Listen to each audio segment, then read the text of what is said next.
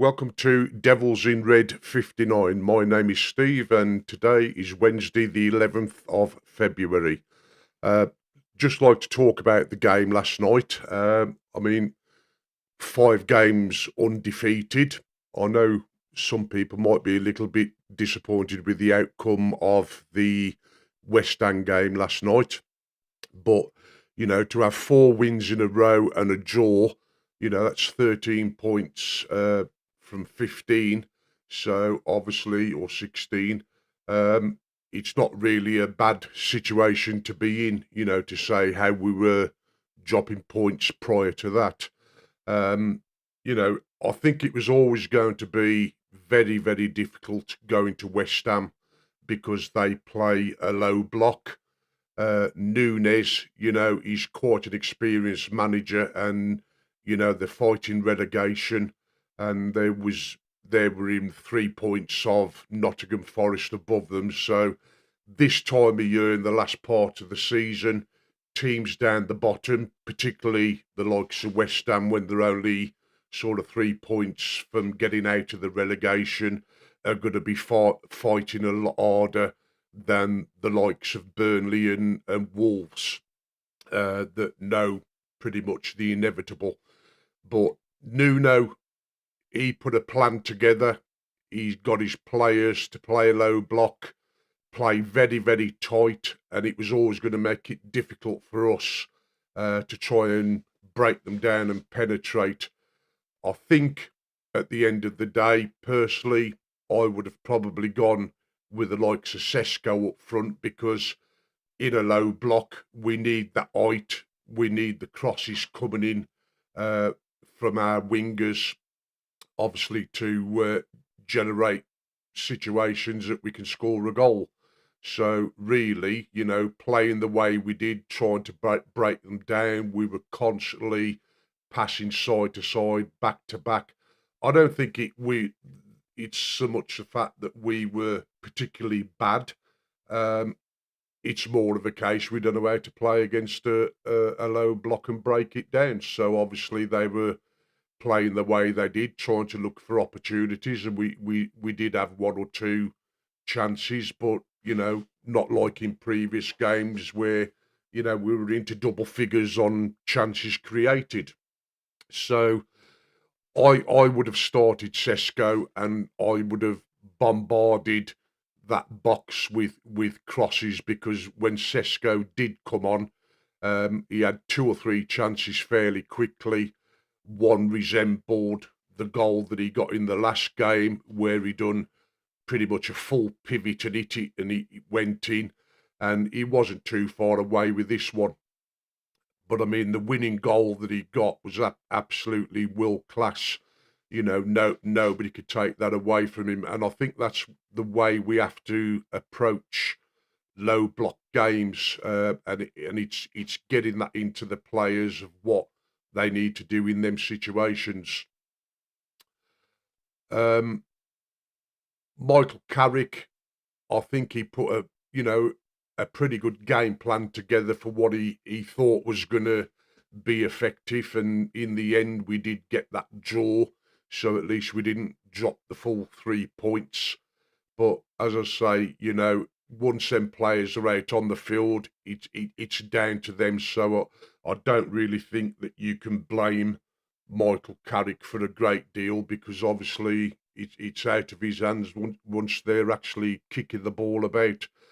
There was 1 or 2 instances with Luke Shaw and so forth, but realistically, when Sesko and Yoro come on, I don't know whether it's just me, but I felt that these two players, they haven't played in the last fair few games, apart from maybe coming on as a sub for a few minutes. But to me, they look rested. They looked like they'd had a lot of pressure took off them, and they both, when they came on, played really, really well for the minutes that they was on the pitch. And I think by not utilising them in every game the way Amrin was, for a full 90 minutes and getting on the backs all the time, I think, it's obviously paid dividends, especially for Yoro. he was getting a fair bit of stick for quite a while about his performances and being criticised by the media, and I believe Bruno criticised him in one game, and that's no good to a young player. But obviously, that little bit of a break and the building confidence from Carrick and his coaching staff appears to have done a lot of good.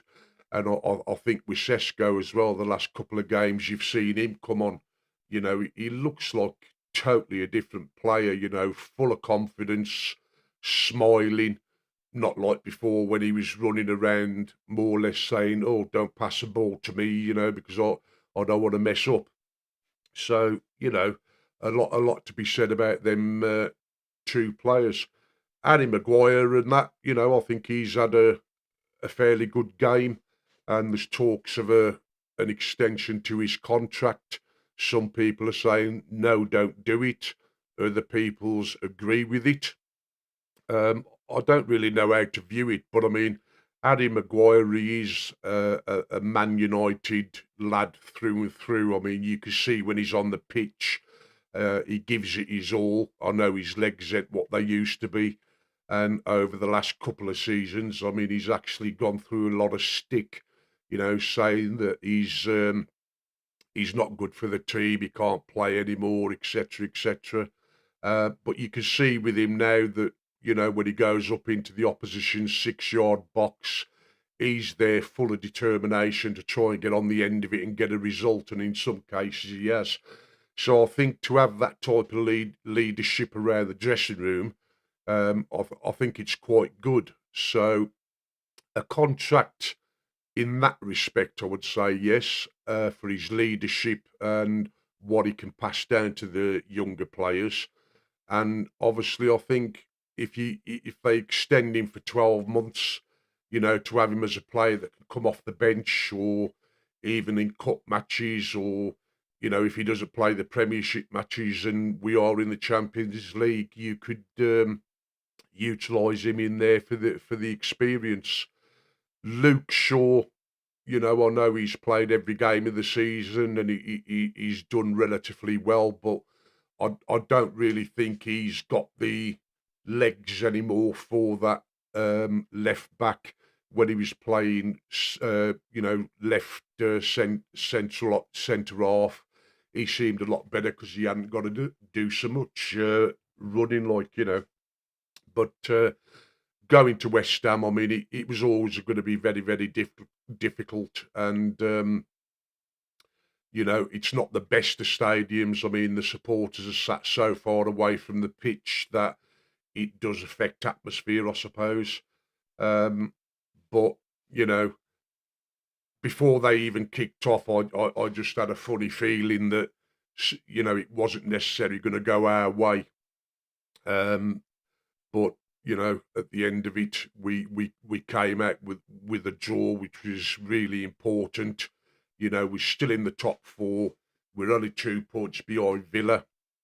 So again, we're still in a good shape for the Champions League, and it'll be interesting to see how Villa do in their next match. I mean, if they drop points, then it puts us back in a good position, even more so in 2 weeks' time when we play against Everton.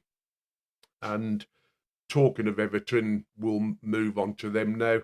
I think when we go to Everton, it's going to be very much like going to West Ham. It's a very difficult place to go to. They can turn it on when they want to, very much like West Ham, and they're fighting for points the same as everybody else. And I mean, I don't think they're going to be in a situation where they're going to worry too much about the relegation side of it. But like with any team, they want to finish as high up as possible, because obviously for every place they finish in the league, I believe they get about £3 million per place. So obviously the revenue side of it's important as well. But I think when we go to Everton, we've certainly got to play a different game, because I don't necessarily think Everton will particularly come at us very hard. I think they'll play a little bit like West Ham, a low block, and they'll look to hit us on the counter. So our players have really got to be aware of that. They've got to have a different approach to the game. That if Everton are playing deep, then we've got to be prepared for that and find ways around them. And certainly I would start the likes of Sesko for the height, and we've got to work on getting them crosses in, because I don't think any of the players was at the best yesterday. Um, they were off form, but you could see that they were still trying to get back in the game.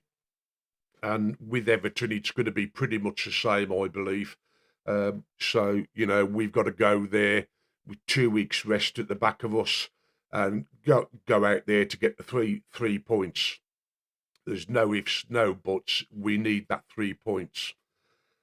Just now going on to the manager side of it, it's still in the media. Should Carrick get the job?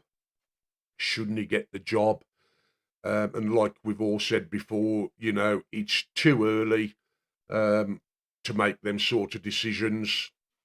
And it has come out that Ineos are going to take the time in appointing a new manager.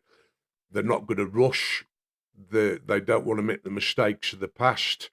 Whether they do or whether they don't is obviously there to be seen. But obviously, you've got the Thomas Frank that's now been sacked. Not as I think he's going to be in contention for the United job. Thomas Frank, I think, in all honesty, he should have stopped at Brentford. He was comfortable there. Brentford don't expect the earth. He was always finishing within the top half, doing well in the cup games. So I think it was a big mistake for him to go to the likes of Tottenham.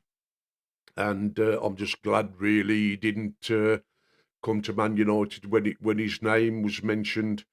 De Zerbi, he's another one. He's left his club. He's made it known he wants to come back into the Premiership. So, he's going to be in contention probably for the United job. And if not the United job, the Tottenham Hotspur job maybe. And I also think that come the end of the season, it wouldn't surprise me if Nottingham Forest are looking for another manager, because they're used the last couple of seasons of finishing in the top half, and obviously where they are now, it's not good, particularly for the owner, because he expects a lot more. So I think even Nottingham Forest might be looking at the likes of De Zerbi. And there is a rumour also going around that Michael Carrick could also maybe be approached by Tottenham. And if he feels that might be a better move, if Man United don't give him something concrete, then it wouldn't surprise me, with his connections to Tottenham and, through playing there, whether he might consider that, So, yeah, so all in all, there's not a great deal to report on this week. It was all about the match yesterday, and now the players have got a 2 week rest.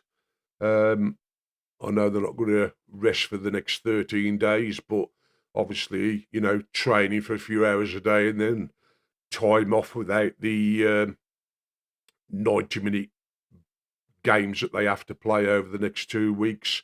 At least it gives them a bit of recuperation, time to reflect.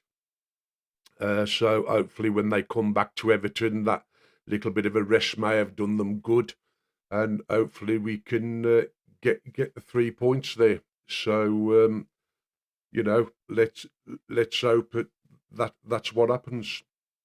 Again, I'd just like to thank everybody that view my videos, and please smash a like, because it means a lot, and obviously hit the subscribe button. I'll be looking at doing another video again on Friday of this week, which will be the 13th, I think it is. So I look forward to doing that and speaking to you all again. But as I say, please smash the like and hit the subscribe button. Thank you very much.